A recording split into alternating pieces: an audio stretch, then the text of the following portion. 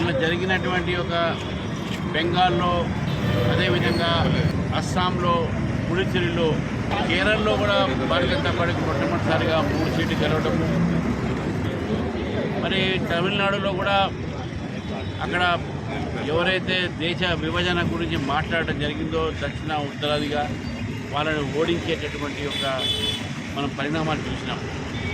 దేశవ్యాప్తంగా కూడా భారతీయ జనతా పార్టీ యొక్క పవనాలు వీస్తూ ఉన్నాయి. కాబట్టి తెలంగాణలో కూడా ఆ పవనాలు ఇక్కడ మనకు కనబడుతూ ఉన్నాయి. తెలంగాణ ప్రజలు భారతీయ జనతా పార్టీ వైపు చూస్తూ ఉన్నారు. భారతీయ జనతా పార్టీ తెలంగాణలో రాజకీయ ప్రత్యామ్నాయంగా ఈరోజు మనకు తెలంగాణ ప్రజల ముందు ఉన్నది.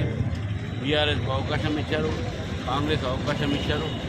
మరి ఒక్కసారి బీజేపీకి అవకాశం ఇచ్చి రానున్న ఎన్నికల్లో ఇక్కడ బీజేపీ యొక్క ప్రభుత్వాన్ని ఏర్పడితే డబుల్ ఇంజన్ సర్కార్ ఏర్పడే అవకాశాలు ఉంటాయి.